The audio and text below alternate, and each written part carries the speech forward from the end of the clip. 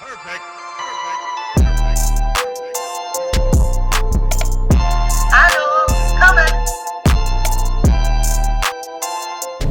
So the day wasn't necessarily as we planned. We were supposed to get some decent weather today, but it turns out we got some rain all in our area this morning. So hopefully we drive into some sunshine and at least some dry weather. And it's so loud. Yes, fingers crossed. Hope for the best. Off to the castle we go.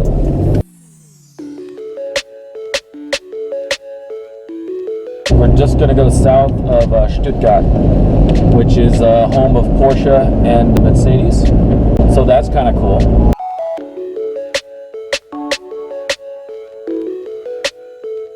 Little accident deal here.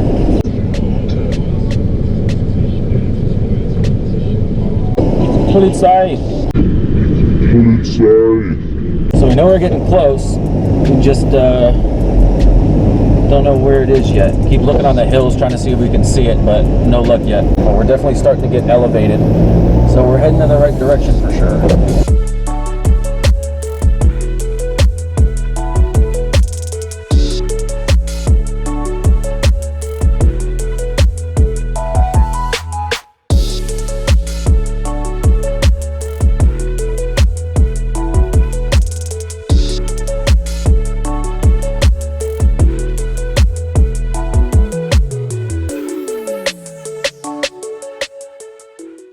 Alright, so we're here. It's still kind of raining, but thankfully due to that, there's not a lot of cars. I'm just hoping that lets me film something on the inside. So we're walking up on the front, just on the front driveway. You can start to see the castle, and there's this cool dude kind of like carved in the deal. Here's our, just first views of it.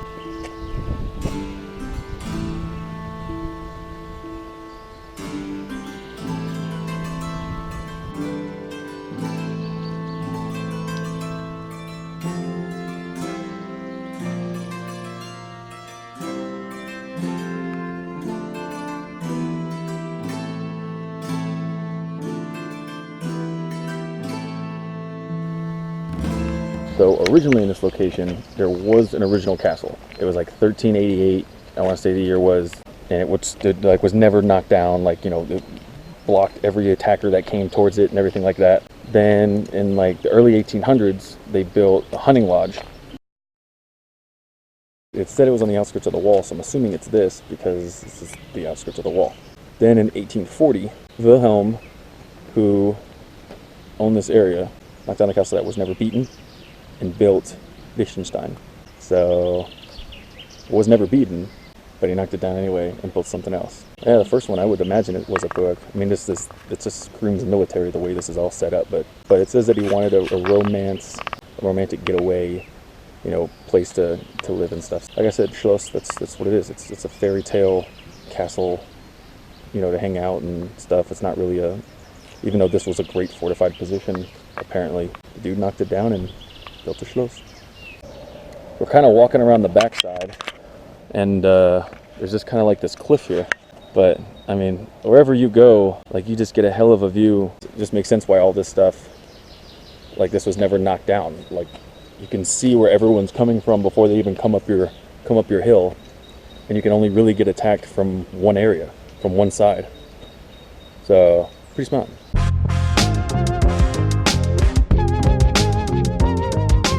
So we're 820 meters above sea level right now at this height, which is absolutely nuts. Our ears kept popping like on the way here, and now it makes sense why. We're only like 250 meters from the town below us. But the castle itself, which you can kind of see part of it from this edge, we're kind of on another cliffside. It says 820 meters above sea level. That's crazy. And that just makes sense why we can see so much. It's just so high. And as the valleys start to dip and move out from this valley, like, you can just see more and more towns. And like, the dude just could see everything.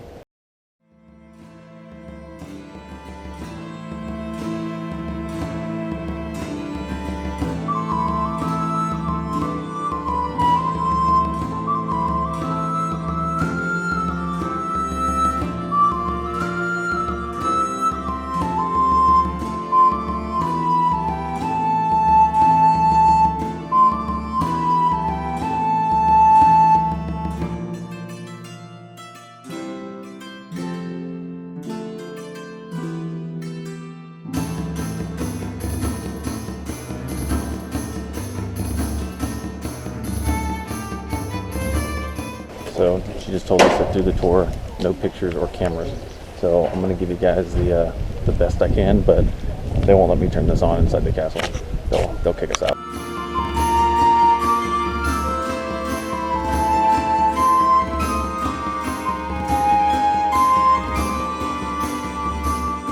They also said that the tower is actually held up together with steel. During the Second World War, when we were bombing this area, it destroyed some of that tower. So some of the tower from a certain point up is all reinforced with steel.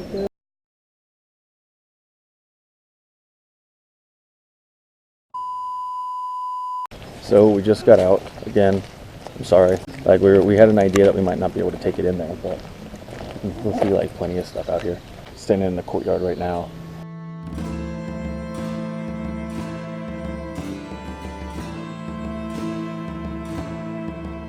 I kind of thought this also. No matter which ones you go to with towers, they never let you go to the very top. Never let you. We got to go up like one flight of stairs in Neuschwanstein. We went up what? Like 2 flights? Yeah, something like that. Then there's like 4 flights or something. So you never let you go all the way up to the top. Everything was like, they said before we started that they have like great alarms. So don't touch anything. We had to put our backpacks in front of us because they just painted some parts. Very strict about this stuff.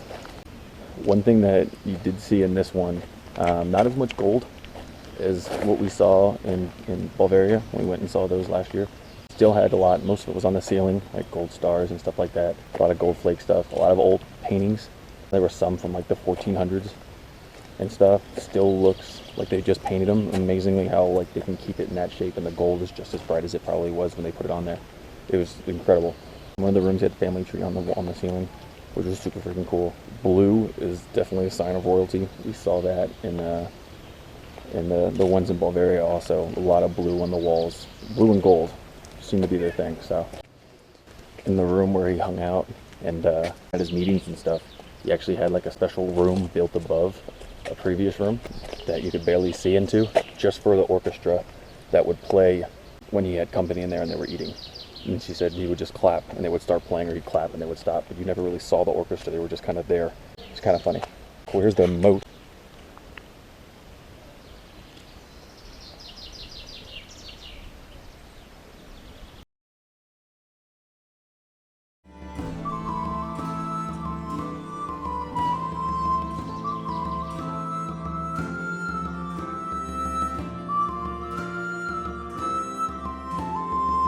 And just like we said when we went and saw Lichtenstein, it's basically on one side of this castle is just cliff.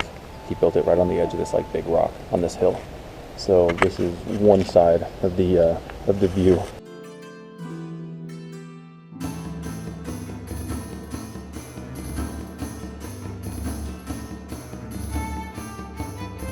And then this is off the other side of the tower.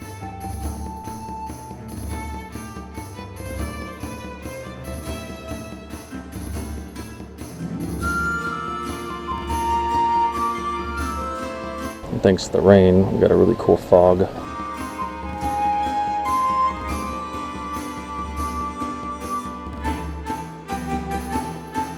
Like I said, you gotta see a town.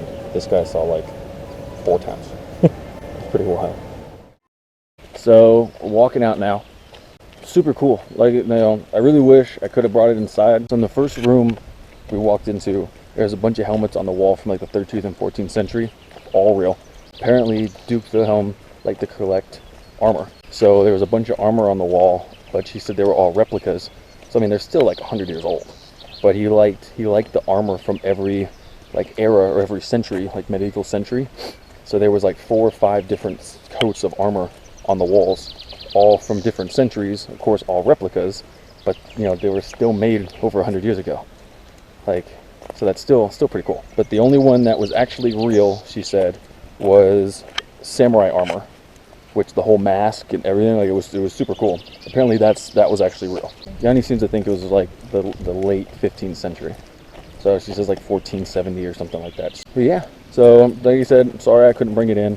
I would have loved to film that, but like I mentioned in the beginning, they're really strict about a lot of this stuff, so I was hoping that they'd let us, like they did most of the books. They let you kind of do that, it seems. But yeah, the Schloss, it's we're heading back down now. We're gonna go check out that restaurant, maybe grab a grab a beer or something. So thank you guys. Hope you guys enjoyed it, and I'll see you guys next time. That should be a thing. Drink a beer at every castle we go and visit. This is Martha. She's been sitting here for 400 years. Her husband said he'd be right back, and he hasn't returned yet. Yeah, So I'm starting the trend now.